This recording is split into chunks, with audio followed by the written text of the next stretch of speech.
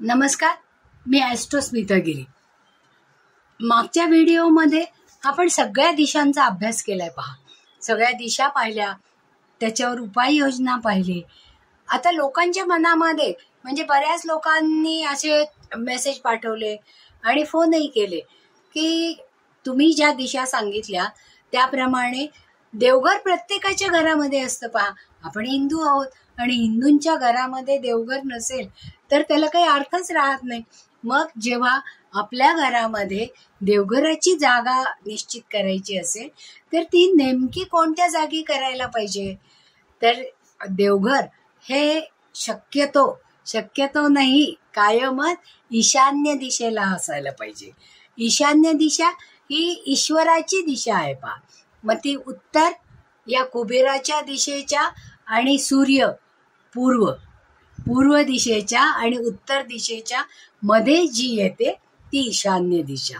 आणि ईशान्य दिशा ही जर आपण कंपासमध्ये मोजली तर ती 45 डिग्रीवर येते. मग अशा वेळेस कंपास घेऊन आपण जर 45 डिग्री मोजली आणि तिथे जर आपण आपलं देवघर ठेवलं तर त्याचा उपयोग आपल्याला जास्तीत जास्त होतो. कारण उत्तरेकडनं येणारी पॉझिटिव्ह एनर्जी आणि पूर्वेकडनं येणारी ऊर्जा ही दोन्हीही एकाच वेळेस आपल्याला मिळते आणि आपण जास्तीत जास्त एनर्जेटिक राहतो. आणि प्रत्यक्ष परमेश्वराची दिशा ही ईशान्य दिशा आहे. म्हणून ईशान्य कोपरा ही देवघर ठेवायला सगळ्यात उत्तम जागा आहे. म्हणजे वास्तूमधली ही जागा सगळ्यात महत्वाची आहे. का इतकी महत्वाची आहे?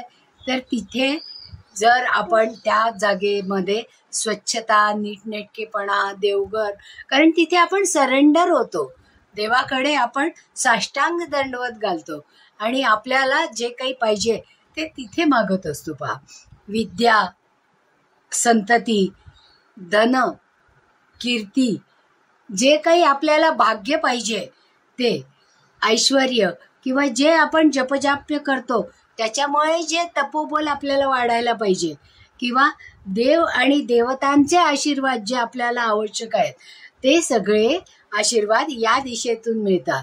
आणि खूप उपासना केल्यावर गुरु आपल्याला शोधत येतात. म्हणजे एखाद्या क्षेत्रातलं श्रेष्ठ पद अशा या शुभ गोष्टी केल्यामुळे त्या दिशेतून आपल्याला प्राप्त होतात. आता आपल्या या वास्तूमध्ये ही ईशान्य दिशा ही नेहमी, कारण देवघर असलं की आपण ते स्वच्छ ठेवतो, नीटनेटकं ठेवतो, तिथे दिवा लावतो, धूप अगरबत्ती करतो. म्हणून ही जागा नेहमी शुद्ध. आणि देवघरामध्ये आपण पाण्याने भरलेला एक कलश हा ठेवत असतो. पहा, कारण ईशान्य दिशा ही जलाची दिशा आहे. कारण तिथे तलाव, विहिरी या पाण्याचा साठा तिथे जास्त उत्पन्न वाढवून देतो. या ईशान्य भागामध्ये शक्यतो, कारण उत्तर आणि पूर्व यांच्या मधली जी दिशा आहे त्या भिंतीला शक्यतो पांढरा किंवा फिक्का पिवळा रंग द्यायचा की जो गुरुतत्वाचा आहे. ईशान्येला नेहमी उंचवटा असू नये तर उतार असावा. ईशान्येच्या बाजूनी जर एखाद्या वेळेस घराचा प्रवेश असेल तर तिथे चप्पल काढायची नाही, कारण ती देवतेची दिशा आहे. या कोपऱ्यामध्ये टॉयलेट, बाथरूम, कचराकुंडी किंवा सेप्टिक टँक किंवा जिना, विजेचे मीटर, खूप मोठी उंच जाणारी झाडं, स्वयंपाकघर किंवा पार्किंगची जागा म्हणजे त्याच्यासाठी खड्डा असतो. पहा, तिथे असू नये. मग ईशान्य दिशेमध्ये हा दोष मानला जातो आणि हा खूप मोठा दोष होतो, कारण तिथली स्वच्छता भंग पावते. पहा, म्हणजे वास्तूमध्ये ईशान्य दिशेला जर कट असेल तर त्या दिशेची एनर्जी आपल्याला मिळत नाही, म्हणजे त्या देवतांचा आशीर्वाद आपल्याला मिळत नाही. म्हणून शक्यतो ईशान्य दिशा कट असलेली वास्तू आपण घेऊ नये, अथवा जर ती घेतली तर त्याच्यावर योग्य तो उपाय आपल्याला करावा लागतो. नाहीतर असलेले पैसे जर ईशान्य कट असेल तर या ठिकाणी नको त्या ठिकाणी पैसा खर्च होतो, संततीच्या बाबतीत अडचणी निर्माण होतात आणि त्यांना आजार पण येतं. की ज्याच्यामुळे तिथे पैसा खर्च झालेला पुन्हा आपल्याला मिळत नाही, किंवा दारिद्र्य येतं. पैसा जर मिळालाच नाही, मिळालेला खूप सारा पैसा जर औषधोपचारामध्ये गेला तर तो विनाकारण झालेला खर्च असतो की नाही. काही लोक असं म्हणतात की ईशान्येला संडास असला तर चालेल. तुम्ही मला सांगा की आपण असं म्हणतोय की ही देवतेची जागा आहे, मग तिथे जर टॉयलेट असेल तर चालणार आहे का? मुळीच चालणार नाही, कारण तो महादोषामध्ये येईल. मग त्याच्यावर उगाचच विना तोडफोड सांगणारे जे लोक असतात, तिथे तोडफोड करू नका, त्याच्यापेक्षा तो वापरायचाच नाही, आधी तिथे असूच नाहीये.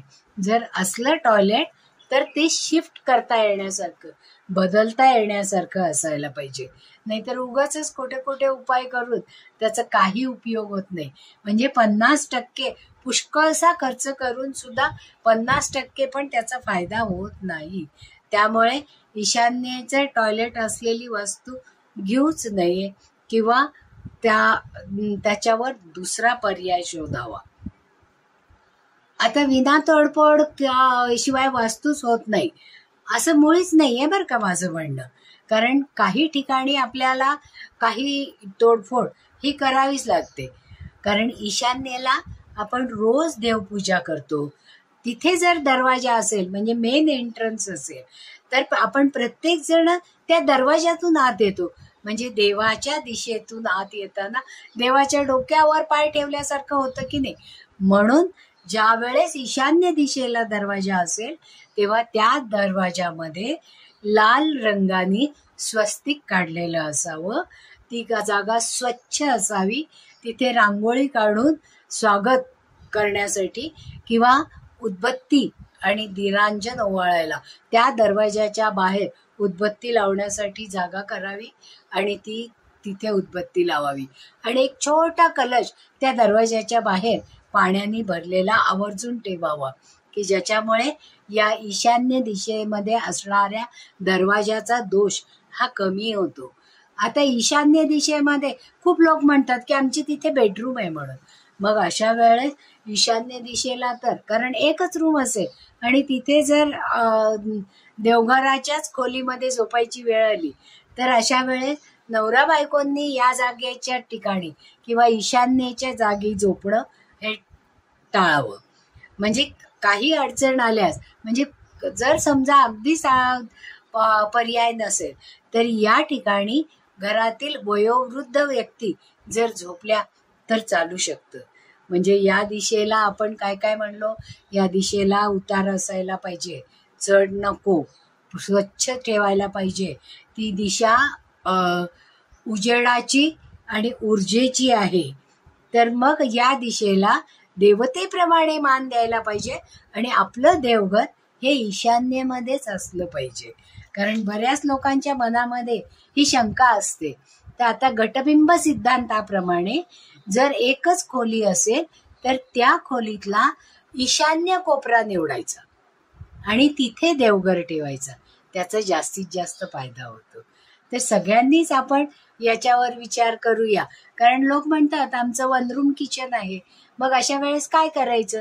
मग अशा वेळेस कंपास घेऊन ईशान्य दिशा पाहायची, त्यातलं 45 डिग्री कुठे नेमकी येते ते पाहायचं आणि साधारण त्या जागेमध्ये आपलं देवघर स्थापित करायचं, की ज्याच्यामुळे त्या देवघरातून आपल्याला जास्तीत जास्त ऊर्जा आणि तिथे असणाऱ्या देवतांचा आशीर्वाद प्राप्त होतो आणि यश आणि कीर्ती मिळते.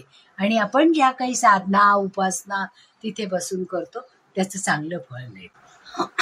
दिशांच्या बाबतीत अशाच जर काही शंका असतील तर जरूर तुम्ही आम्हाला मेसेज करा.